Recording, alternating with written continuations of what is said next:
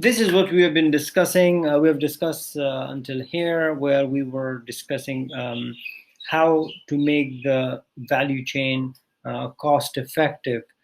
Cost effectiveness is something that is now an important target of all the companies in all the sectors, not only in the supply chain, but other sectors as well. Companies are trying their best to do their processes more cost effective in all the piece of marketing, if it is promotion or if it is production or if it is delivery or pricing. So the normal important method through which you can make your supply chain cost effective is the inclusion of technology, and that is what our topic would be all about today. Companies around the globe are finding out mechanisms or methods to make their supply chain more cost effective. Again, by cost effective means it has a high ROI or return on investment. It has lower efforts towards the application and bigger reward.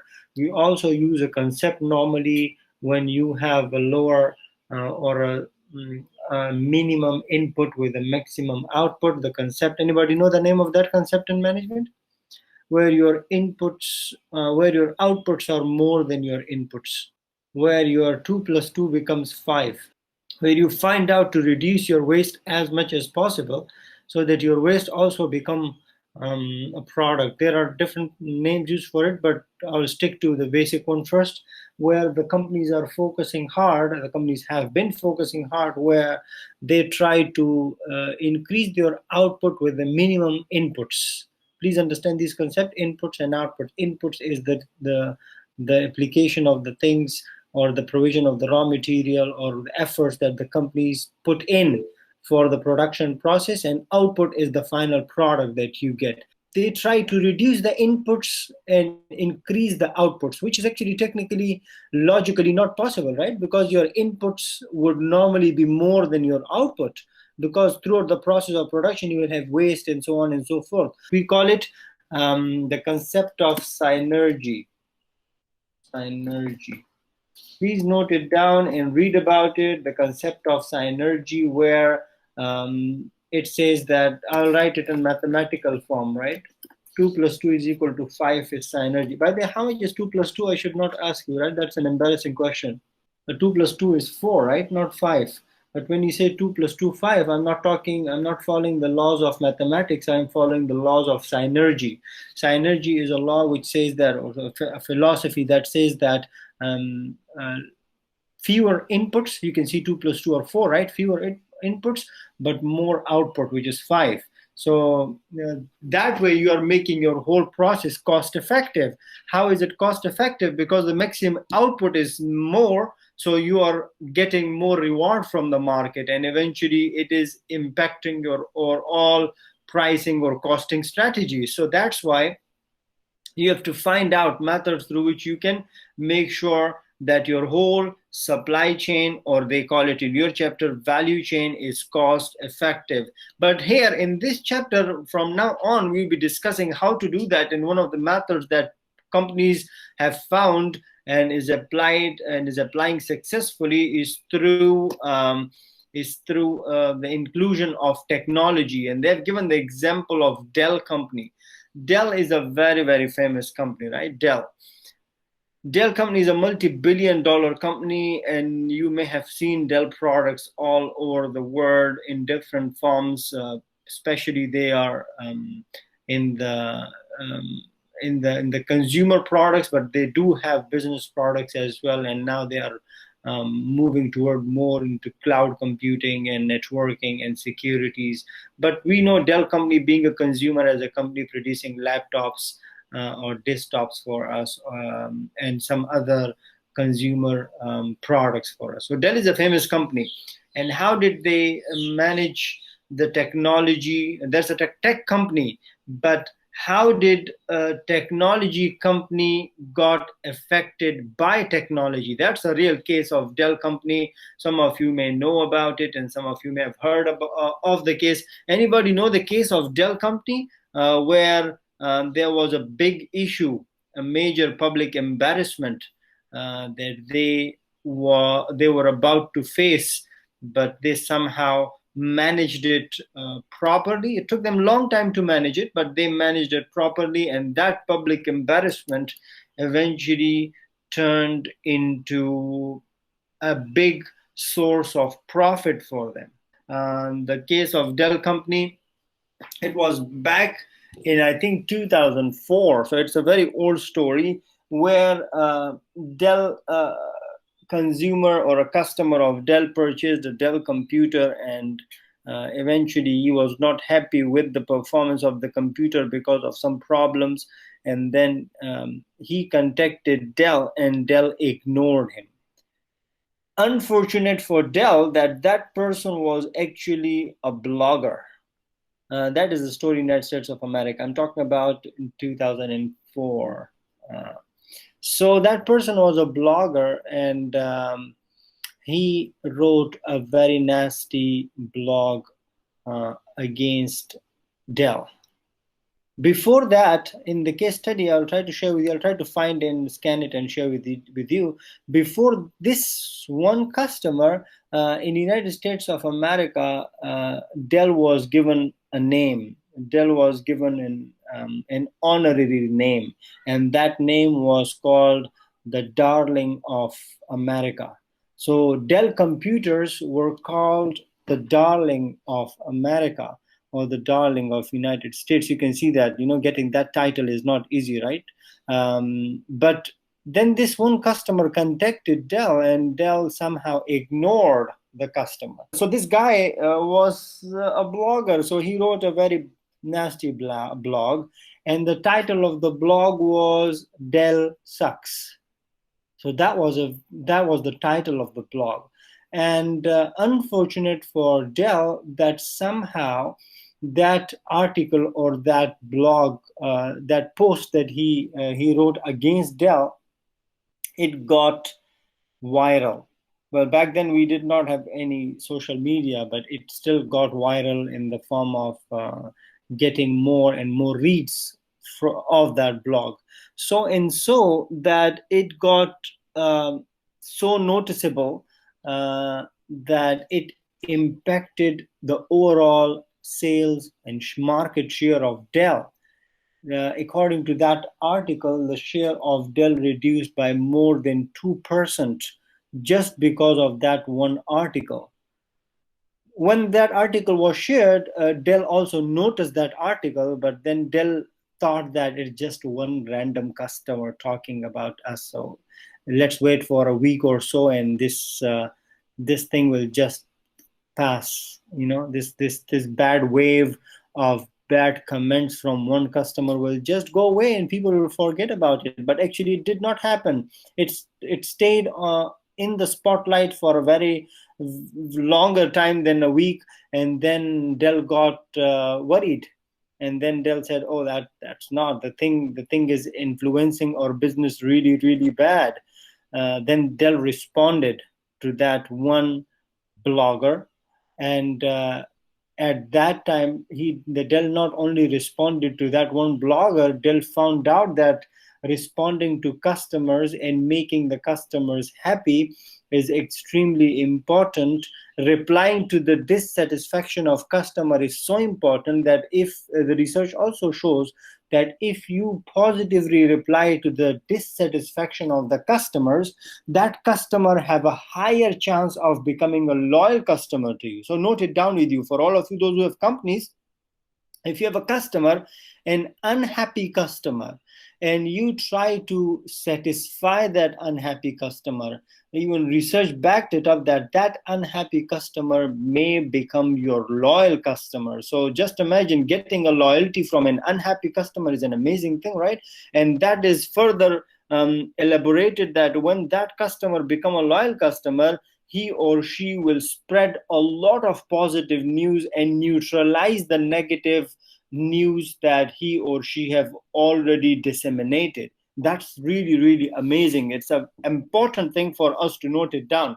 Those of us who are planning to have businesses, those of us who have businesses, this even one case study will has a lot of lessons for us to learn.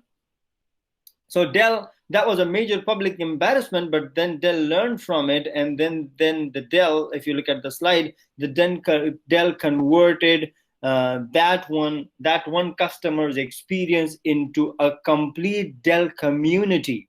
You can see that here on this picture, we have a community which is called a Dell community. Those of you, and now all the companies have these kind of communities, right? So we have Apple community, we have Toyota community, we have Honda community. This is the story started originally in Dell when one customer actually created a hype, and that one customer was extremely dissatisfied customer, and then the company tried to address his concerns, and then the company made him happy, and then the company learned from their experiences or that experience, and the company created Dell communities. And then now Dell communities have a lot of happenings going on. In fact, all the communities of the companies are a lot more open now. In fact, of course, this is not the topic right now, but just to add to your knowledge that some of the companies have their own employees posting on these communities actively, to just make sure that just pretending like they're the customers, just to keep the positive words rolling. And the Dell company became so good after that in replying to customers that it may have happened to you. It happened to me back in 2009, almost 10 years ago, I remember, when I bought my first Dell here in Malaysia. I bought my first Dell, and this is the story that I normally share with my students, and that's my personal experience with Dell. I'm not marketing Dell. I don't have Dell. I have one Dell, but I don't use it now. But that is something that I really want to share, and it related with the case study that I just highlighted.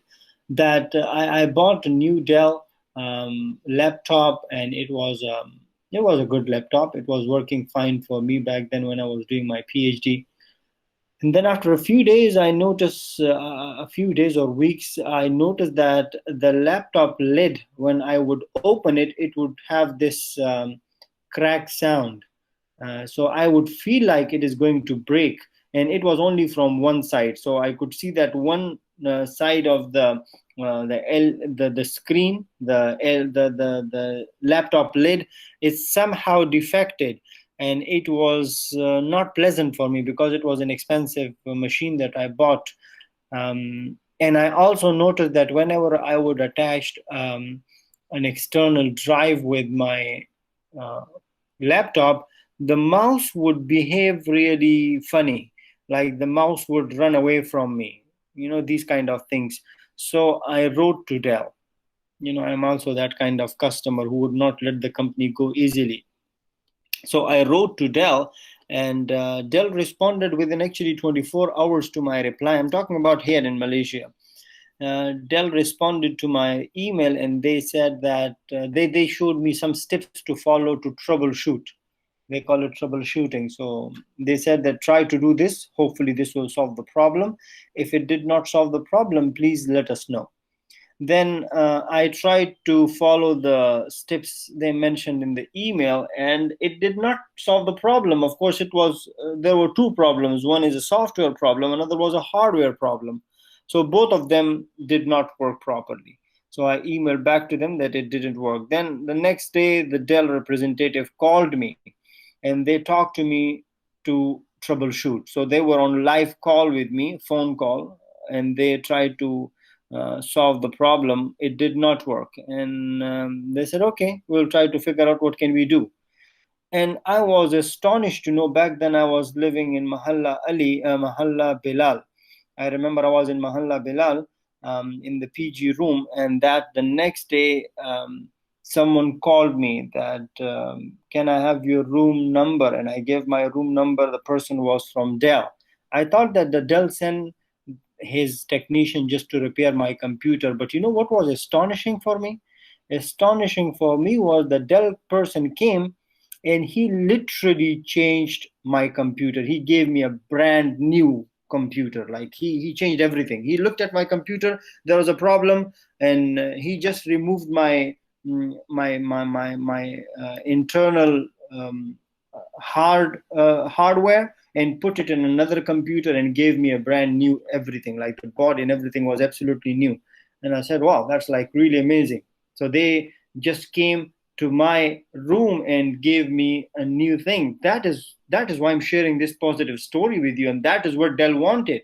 That's why Dell did that. So my this story, which is impacting right now 20 people, or this story that I've told hundreds of people, may have impacted hundreds of people positively.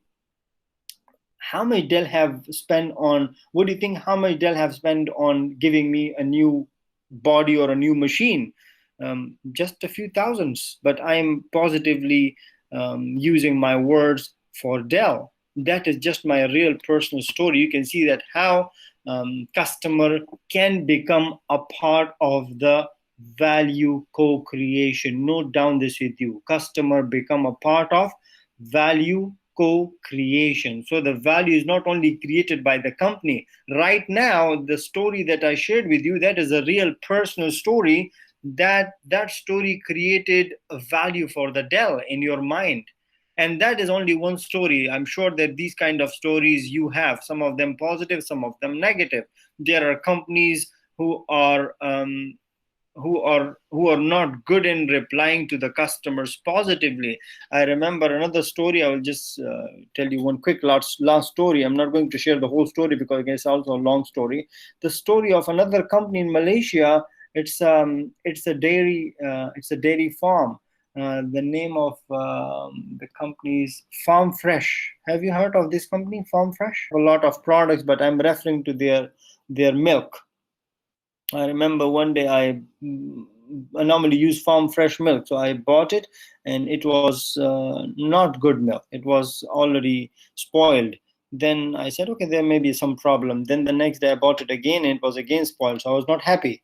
So I wrote to them, and actually they personally replied to me. In fact, the interesting part was the CEO of the company personally responded. Well, of course, he may not have personally responded. His secretary may have done that, but the CEO personally responded, and that was really great, And they, when I then further Googled it, I found out that this was a common problem that happened in the Farm Fresh factory, that mistakenly their milk pipe merged with yogurt pipe. So somehow the milk that we would receive was yogurt, but of course that is what it is. And they actually said that please give us the details, and we will give you free bottles of milk that you have experienced that was not a good milk. So these kind of things are there, just the process. These are all the supply chain issues that I'm referring to, and these supply chain issues can win you a lot of customers, and it can make your customer like or dislike you. So you can see that this is a small story. So those of you have customers and they are not happy, make sure to ask them, what is the reason that you're not happy? How can I make you happy? And again, there are hundreds and hundreds of stories in our own lives. Proton, I shared with you the story of Proton, maybe your class, the story of Proton, that it happened to me when I bought a Proton. It had a problem. I wrote to the head office, and the head office dedicated 2 to 3 people to solve that problem for me, one customer only. But these kind of things are really amazing things. And now that we are living in the era of social media, things move really faster. The news move really faster. Service dominant logic. This is an important concept that you have to understand. Service dominant. Please note it down with you. Service dominant means that even if your company is a product dominant company. What is a service and a product dominant company? Service dominant company is a company where service is on the top of the priority. Product dominant company is a company where your product is on top of the priority. What does it mean? It means that you focus more on services in the service dominant company. In product dominant company, you focuses more on the production in the product. So service dominant logic philosophy states that even if you have a product dominant company, if your company is a producer of physical goods, you try to dominate those physical goods with good services.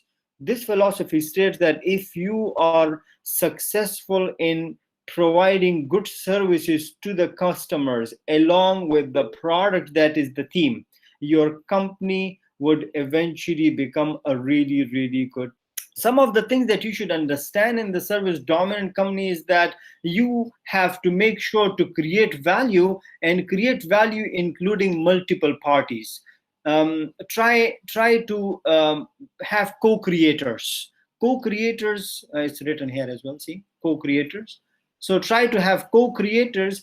Co-creator means that more than one party is involved in the process of value creation. For you to understand this concept, you have to have a clear, really crisp, clear understanding of value creation. And we already discussed that in the basics of marketing and in the previous lectures, that value creation is when you give to the customers what the customer want. And you can see, look at the sentence, value creation, you give something important to the customers, you give something to the customers that the customer wants. So in the whole sentence there is customer, customer, customer. That's why, look at this bullet point. In the value creation, try to have multiple parties and make sure that among those multiple parties, one party is customer. So customer is always there, which means that in the co-creation process, make sure that you include customer as well. Make sure that you ask from customer as well that, hey, what do you want? I'm doing this to the best of my capacity. This is the best I can give you. But what can I do for you to make it a better experience for you?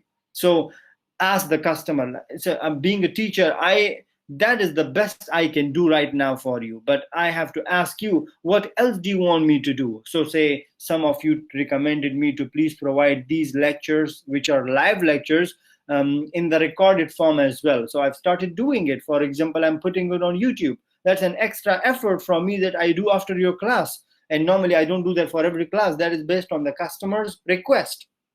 Or for example, you told me that, sir, talk slowly, talk fast, give more example, give case study, don't give case study, these kind of things. Of course, I cannot directly follow all of your requests because you're students, but still as a customer, I'm listening to most of the things that you say if they are applicable in my own capacity. That is why asking the customers and try to have your point of view as a beneficiaries oriented. So those people who are the beneficiaries, those people who will get benefit from it are the main people or the center of your whole strategy. That way you'd be able to have a service dominant company.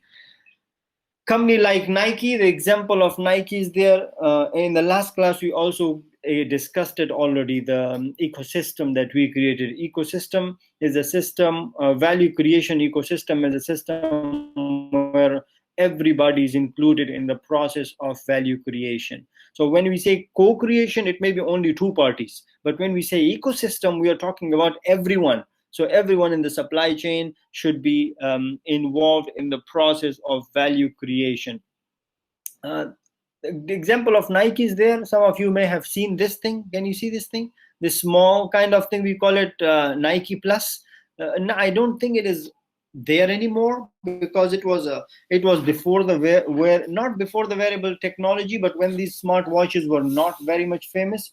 At that time, Nike came up with a collaboration with Apple company, and they produced that device, which is you can see it here in this diagram. They call it Nike Plus. It was a chip kind of thing. It was a thin chip which you would put in your shoe actually. So some people would even put it on their wrist, but it was actually made for putting inside the shoe. And then when you run, it will record all your analytics in terms of how much did you run and the distance and the speed and everything. And then it would be transferred to your phone, your iPhone, and then you could actually also see it through a web portal. So all these things were connected, and then they later on also integrated social media where you could share it with your friends, and you can have group combination, like group activities. So your friends are somewhere else in another country, and both of you try to start working out together, and you said that every day we will run, say, 2 kilometers. So then both of you can actually share your analytics through the portal, through the social media. And this was very famous. This was that got very famous in especially those people who have healthy lifestyle, and more specifically athletes they market it widely. But now, thanks to the smart wearable technologies that all of us have, these, it was, I remember, it was around $100 or something. So this was an expensive thing, and it didn't have anything. Today we can buy a very nice trackable, which can track your activities, fitness watch for less than 100 ringgits. So this is really good. How they created an ecosystem. Look at this diagram is a good example of ecosystem where this consumer devices, the portal, and then share it on multiple platforms. And then of course the companies, as I mentioned to you, that nowadays companies have social media departments, or these social media departments, or a part of IT department or a part of marketing department, is they are responsible for tracking the activities of customers online. They just try to monitor. Their job is just to go to Facebook, LinkedIn, Instagram, and all these different TikTok and different platforms to see what customers talk about them. And then they try to neutralize if there is a negative thing going on against them, and they try to complement if there is a positive thing going on in favor of them. There are two methods to get famous, right? You can get famous by doing something good, and you can get famous so fast by doing extremely bad things. You should not target the second one, of course, but companies do use these methods. And that's why, if you remember when I explained publicity, particularly when we have in publicity, we have one of the things which is called propaganda. So in propaganda, normally companies are using, or even most of the celebrities are using this method to market their self by creating some negative statements or just saying something negative, and that makes them on the spotlight for a given period of time. So companies do that as well. Sometimes it works for them, sometimes it doesn't work for them. It should be used very carefully, especially the bad marketing, because if your company is a new company and you start with the bad marketing, it may result in something really, really not very good. The interesting thing is actually when these kind of strategies are created, the most interesting part comes in the responses. So you have to see what is the response of the company when it comes to these kind of tactics. If it is a tactic, some of the times it is not actually a tactic. They just do it. They just announce it without keeping in mind that it may backfire. So there are also hundreds and thousands of cases, real cases of the companies. Almost on daily basis, companies do these kind of mistakes. Some of them are very unintentional mistakes that they didn't mean to do it, and they didn't want to. And some of the companies do that intentionally. They normally do these kind of things to just attract the attention of the people, and then they just try to explain it further. They follow the model, these consumer behavior models that we have studied, like the model of IDA, where the main focus should be to grab the attention. So once you have the attention of the customers, then you have an opportunity waiting for you. So these companies try to do that, and they use all these different tactics. Let's move on further. We already discussed a lot of these things. One of the key things that I want to highlight in this particular slide is that make sure to provide an adaptive environment for the co-creators. So the co-creators adaptive environment means that you give them an opportunity to learn, and you learn from them as well. That's why if you have very strict rules that they have to follow, the co-creators, in simple words, if you are very inflexible, the chances of creating value in an ecosystem may reduce. Okay. This is how the technology have improved the chain, the supply chain or the value chain. It started with the EDI, electronic data interchanges. It is a very old technology. It, according to a research, and not even in research, it is written here as well, that according to even this article, the EDI replaced the paper form of channel of distribution, where it was used for hundreds of years. But then the electronic electronic exchange of data through EDIs emerged, where the networks were introduced, the internet was introduced, so the companies found it comparatively easy to transfer the information from one office to another office, from one department to another department through electronic exchanges or electronic data exchanges. It was also a very tough process. It was especially very expensive process for the small businesses. So it was followed by ERP, enterprise resource planning. In the EDI, each and every department or sector of the organization would work autonomously or independently. So there was still a lack of integration. In the EDI, the data would transfer from one to another, but the integration was missing. For example, the integration between the human resource and the finance, and then the marketing, and then the HR, and all those different departments were missing. So that problem was solved through ERP or enterprise resource planning, where all the business activities or the departments were integrated. Even the back office and the front office, even the external organizations were capable of integrating with your organization. So if you are a partner of an organization and you are autonomous, the ERP would help you to the ERP would give you access to that organization, and the organization will the organization can access your organization as well. So both of you are autonomous, A and B are autonomous, but through ERP you can integrate. And then the recent one, again, it is not a recent one, but still used.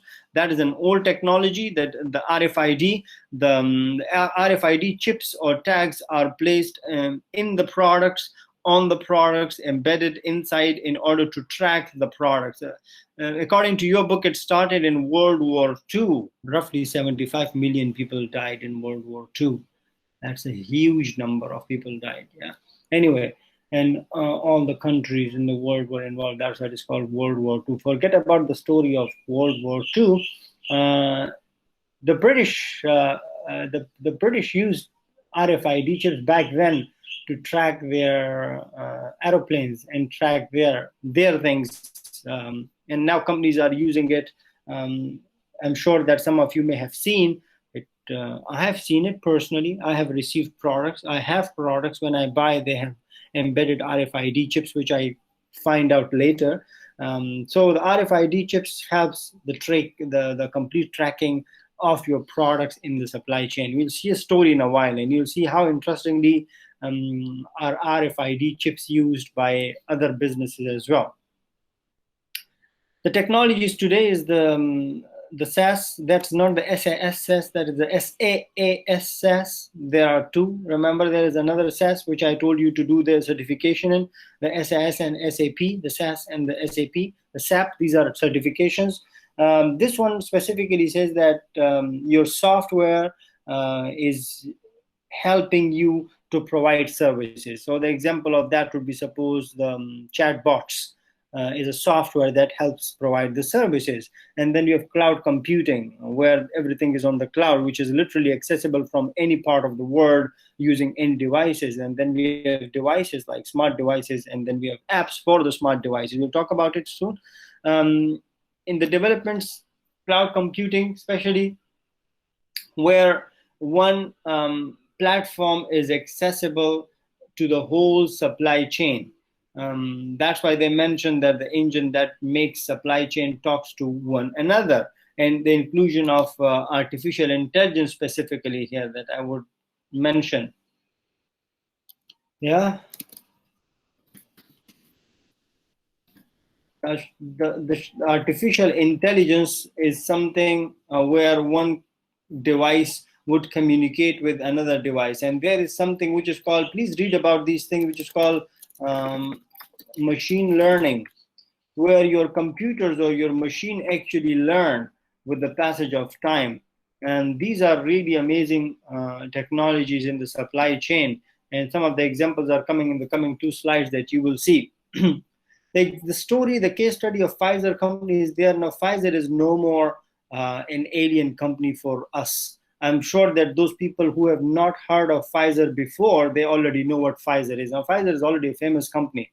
Pfizer was already a famous company, but due to this pandemic, Pfizer has become a little more famous than it was before. And now even common people who have no knowledge or who did not know, or some of the people actually that I communicated with, that they are actually not educated, they also know about Pfizer company now. And we know that. Why do we know about the Pfizer company? Because they are one of the first companies who introduced this. They have introduced their vaccines, and now everybody know about them.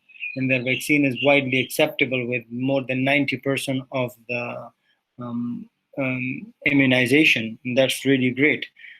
Anyway, back to the story of Pfizer company. Why Pfizer did that comparatively faster than other company? It does not mean that other companies don't follow it anymore. Other companies also have it, but Pfizer is one of those first companies who have revolutionized their supply chain by including cloud computing system. Now, what is good about the cloud computing system?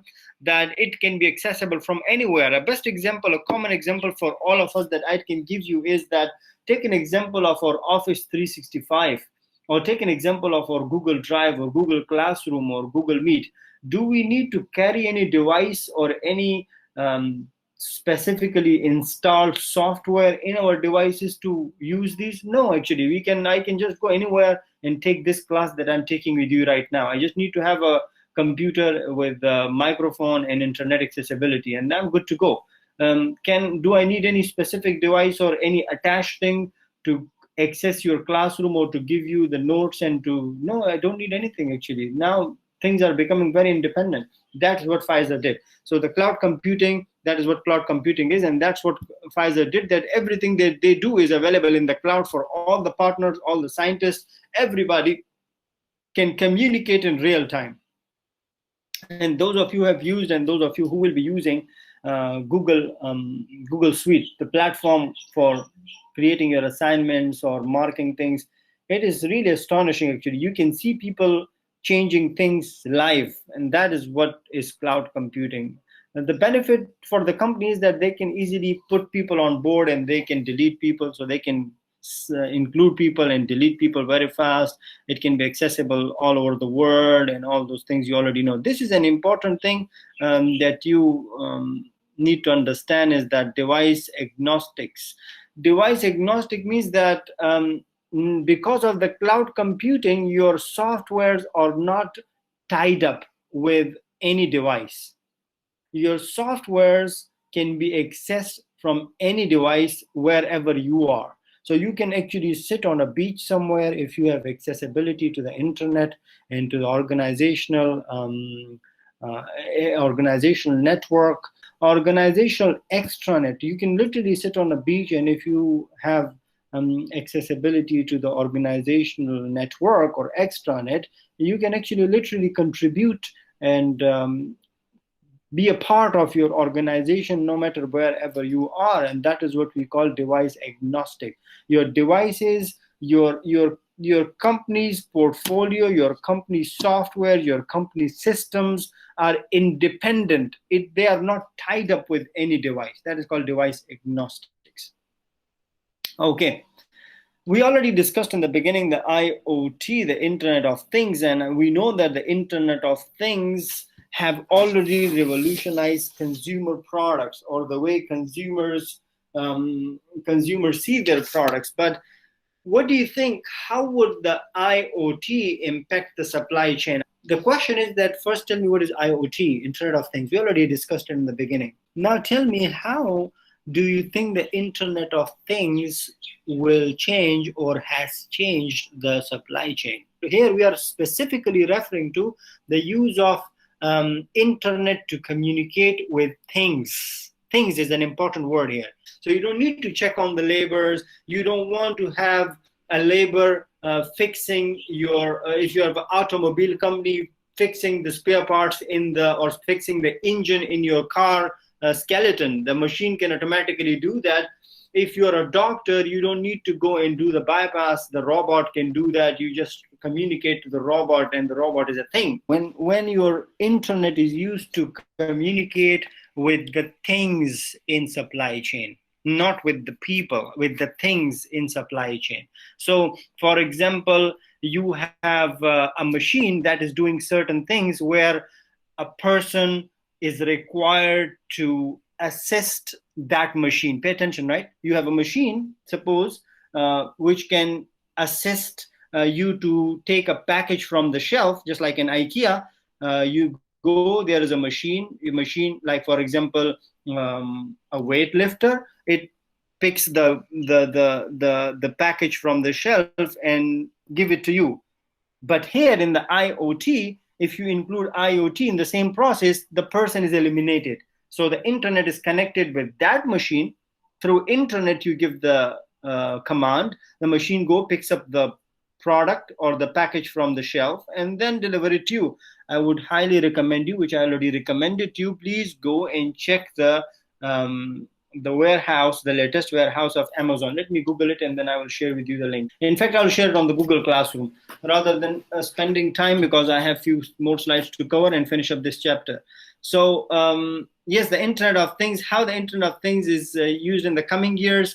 It can be a question for you as well. For today, I will try to pose this question. I want you to think, not search, think, and then tell me how Internet of Things will help or change or revolutionize the supply chain in the coming years.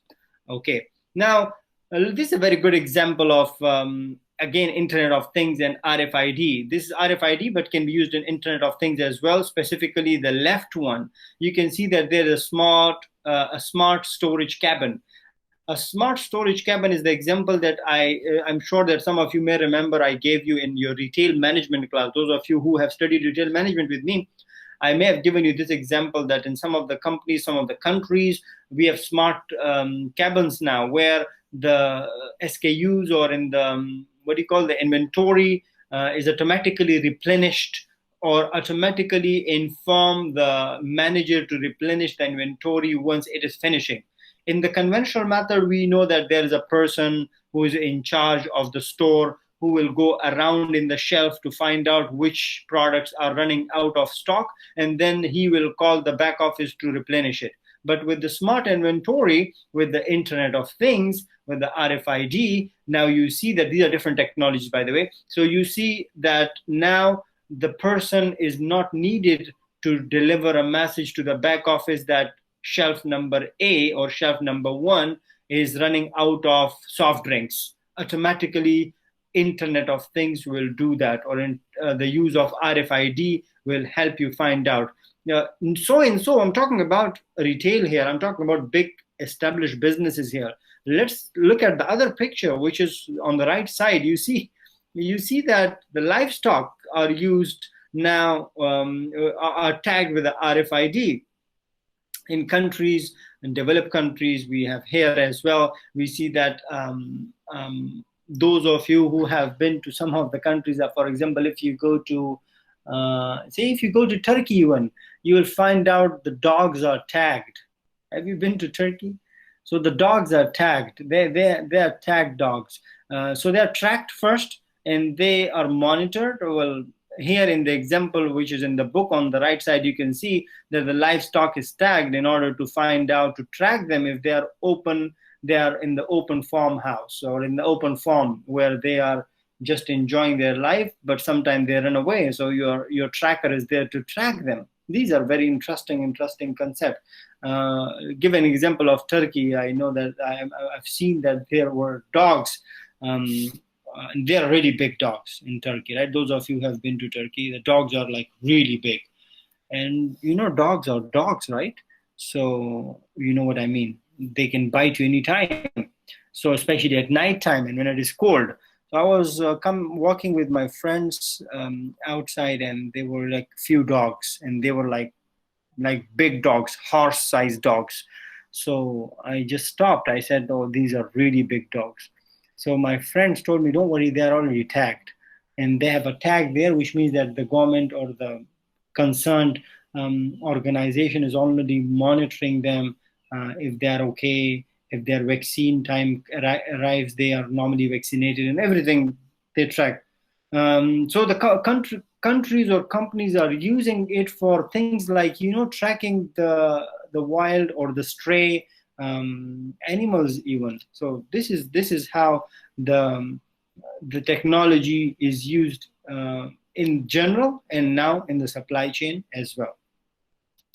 In the sports for consumers, that is also used. This is just an example of the chips embedded in your wearables. For example, your shoes have chips, and I showed you a while ago the Nike Plus one.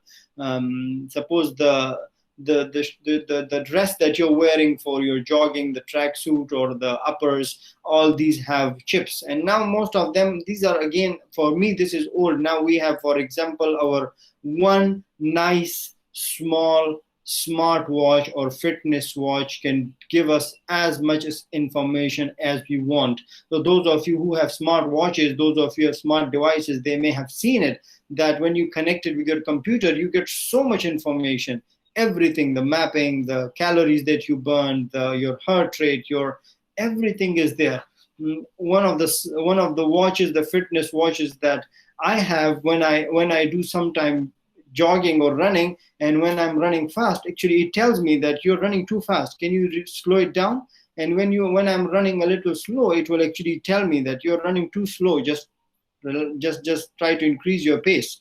And these kind of things, when it monitors my heartbeat is really high, it will ask me, it will motivate me. When after suppose 30 minutes of jogging, normally people get tired or people get very sweaty. So these smart devices will actually motivate you as well. So like it tells me that keep it up, you're doing a good job, and you see that after this workout you'll be very fit and you'll be blah blah. See, this is really amazing, and this is what we call the revolution brought in by the technology, not only to the consumer life, general consumer life, to the companies as well. And this data is then used by the companies. I was reading one of the articles a couple of weeks ago that that may be a marketing of Apple company, but I don't know. That was in the news, that an Apple company smartwatch actually saved a person because the data it transferred to the concerned doctor. The doctor monitored that there is some problem in the heartbeat of the person. You can Google that article and read about it. This is really amazing, like the doctor can find out your heartbeat and your blood pressure or whatever, all these things, just because of your smart technologies. Mobile apps are used nowadays by the supply chain. A common example of mobile app used by the supply chain, which is consumer friendly as well, is the best example that I can give you, is used by Grab, for example, is used by, have you seen the app used by Domino's Pizza? Like it's really amazing. It shows you everything. It shows you where now the chef is preparing your pizza. The chef have already put in the pizza in the oven. The pizza is not ready for you. The pizza is on the way to your home, and then you see a biker or a car or a delivery man delivering the pizza to you. And the moment the pizza is delivered to you, it says that enjoy your pizza. How was it? This is next level supply chain technology, like real-time things. They're just an example of the supply chain where you see that the customer is at the center, and I have a lecture on that as well. Kindly refer to that. It is called customer centricity or customer centric, where customer is the center of everything. Here in the supply chain, even the customer is in the center, where the customer provide information to the suppliers, and the customer provide information to the factories, and then to the original area of manufacturing, or the original environment of manufacturing, OEM, and then to the distributor. So you see that the customer flow of information and the flow of material are normally very much integrated. Some future developments, artificial intelligence would be used a lot. It has already been it's already used by a lot of the companies.